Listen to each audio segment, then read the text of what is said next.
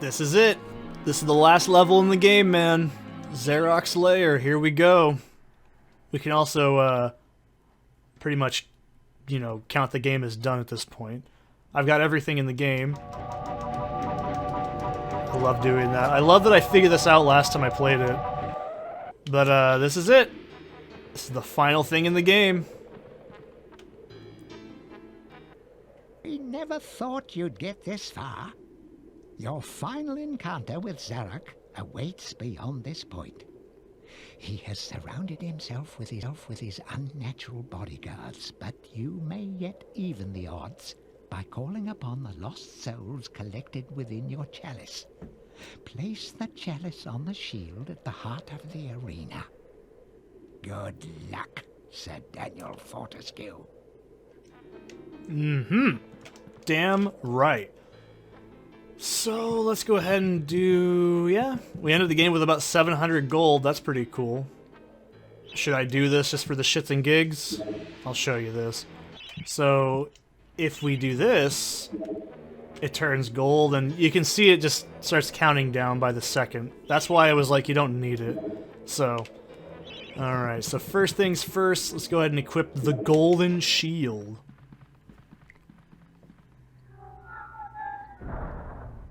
Alright, now, this is very important. We're going to take the silver shield for later. Now, bam, good lightning, as opposed to bad lightning. So, this is imperative. What this does is it drains your health.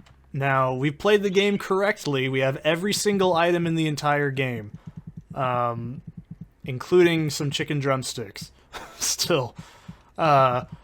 So, we have every single life bottle as well. This is going to drain your health when you use it, and we need it to keep these Skelemans alive for the last boss fight. There's a lot of shit to this. There's a lot of fun stuff, though. I think it's a really good final battle. It's not the most in-depth, but it's pretty cool.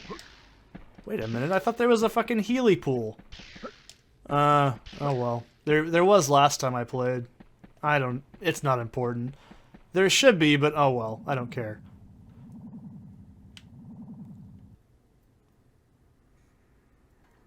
Sir Fortesque, my old nemesis, so we meet again.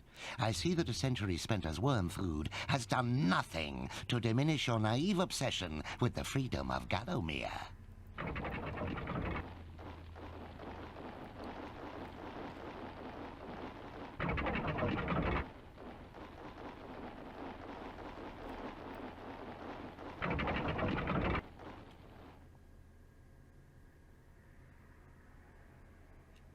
Prepare to attack, my warriors. I want the dogs gnawing marrow from those bones within the hour. Ah! What is that, Fortesque? Your lucky cup?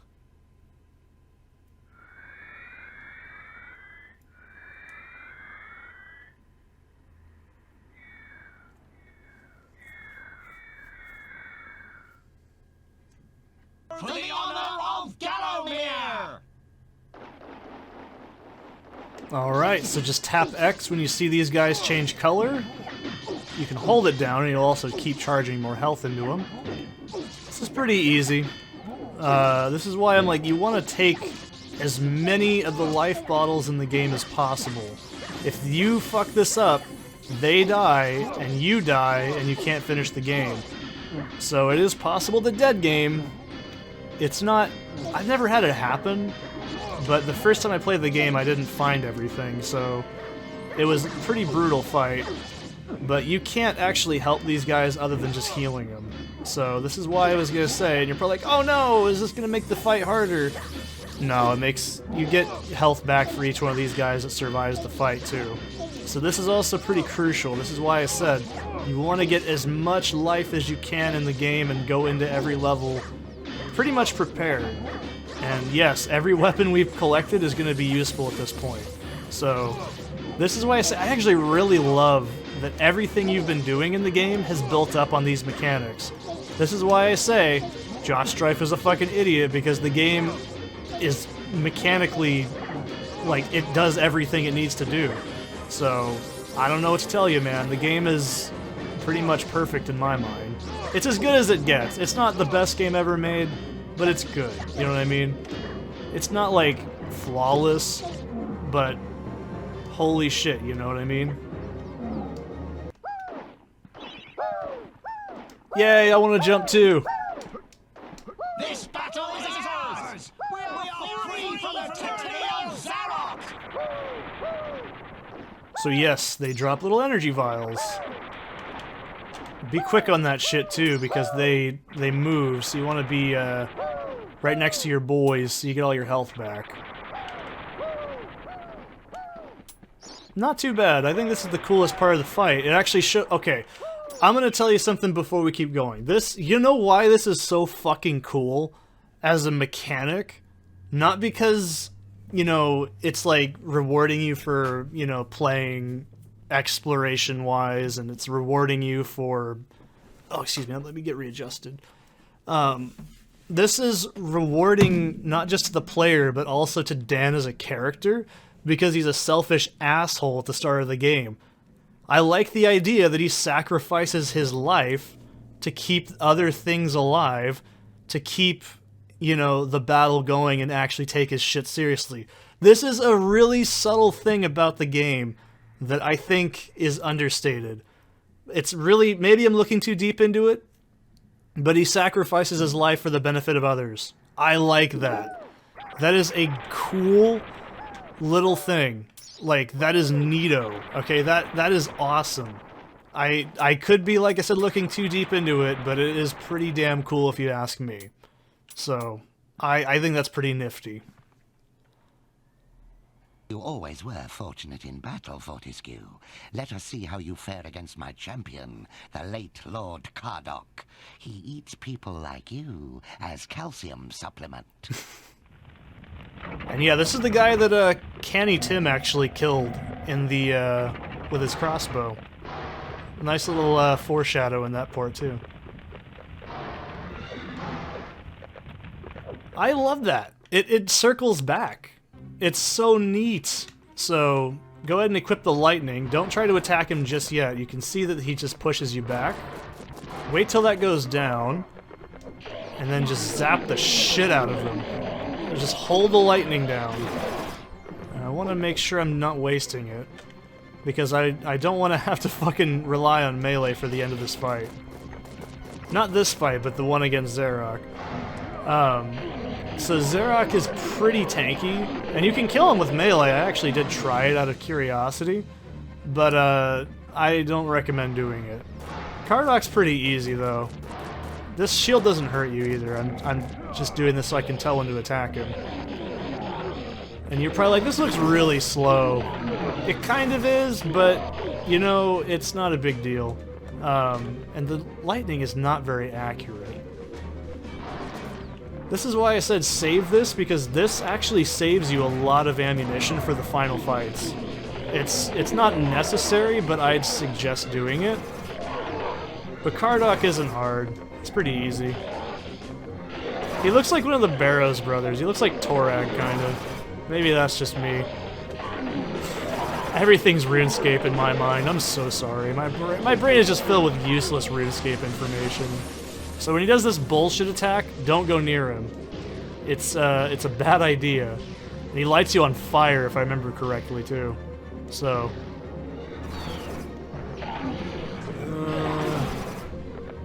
just trying to keep that reticle on him is hard. This is only, like I said, this is just min-maxing. This is not necessary in my mind, but it is pretty useful to save yourself some time.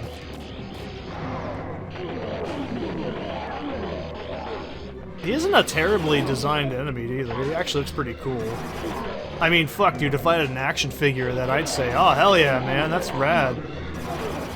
Okay. I could easily switch over to the other one, but just use the last of the lightning. You only get one.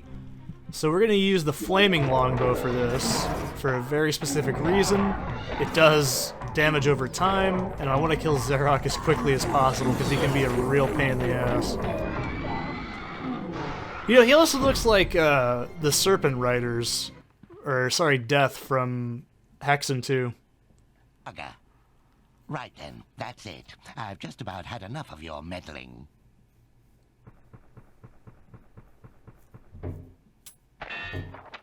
Where is that spell? Ah, yes.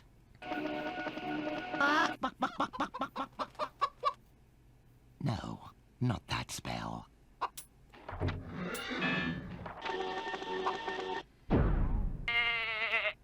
Oh. Oh, not right now. Eee. Aha! Now I have it.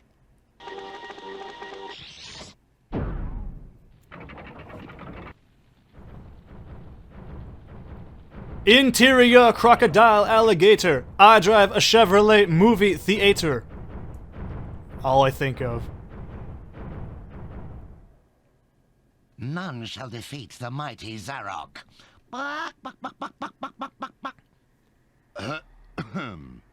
So prepare to die, Fortesque. This is a very derpy fight. So if you played MediEvil 2, I believe there's actually in the museum level, they have this thing as a decoration. It's pretty cool. So this isn't very hard. Go ahead and equip the golden shield. Now, my best strategy for Zarok, just run away from him until he does this, and then just lob fucking spears at him. You cannot waste very many, by the way, because he only has a few seconds where he's vulnerable. This is why I said use lightning, because you want to save as much as your damage per second for this fight. You can melee him, by the way. I don't recommend it. It's not very good.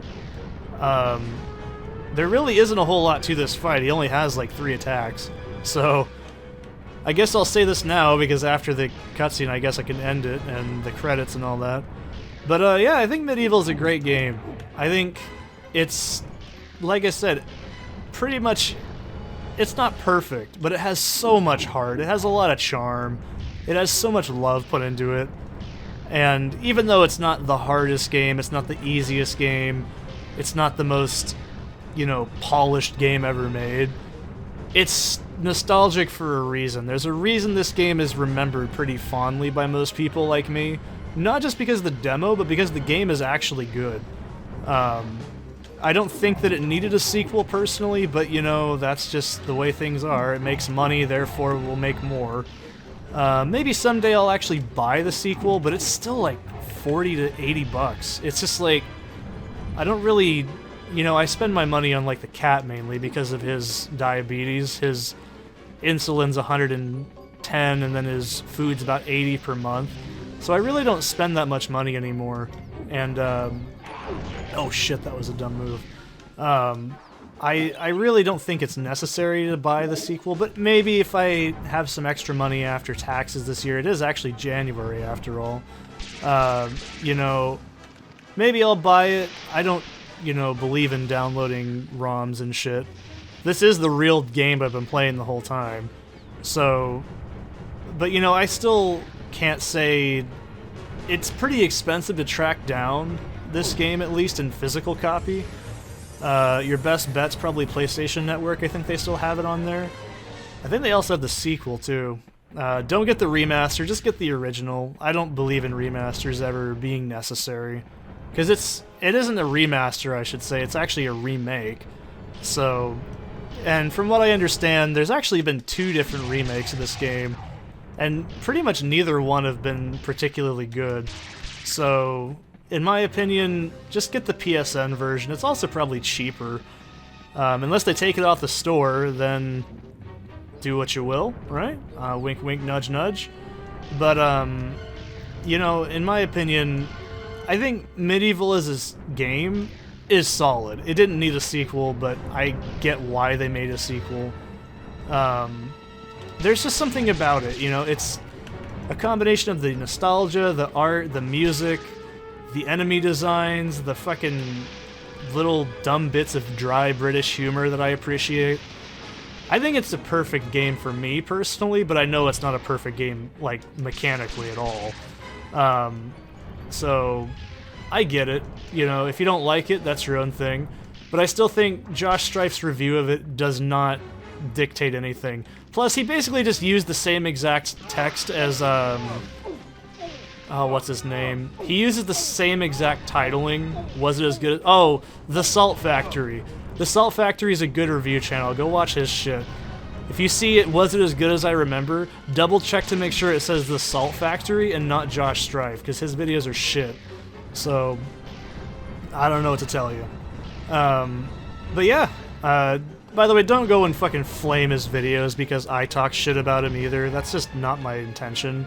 I think people should just understand that I'm not being contrarian either. It's just a really bad video. But, you know, I hope you guys enjoyed this. I had a lot of fun playing it.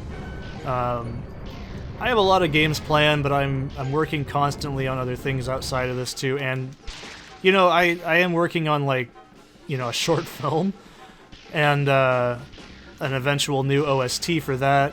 And a new video big review thing. It's probably going to be like an hour and a half or so. So, you know, I am working on other things too. So, yeah, that's it. I'll just mute the mic and I'll see you guys in the next one. Curse you, Sir Knight. I am finally defeated.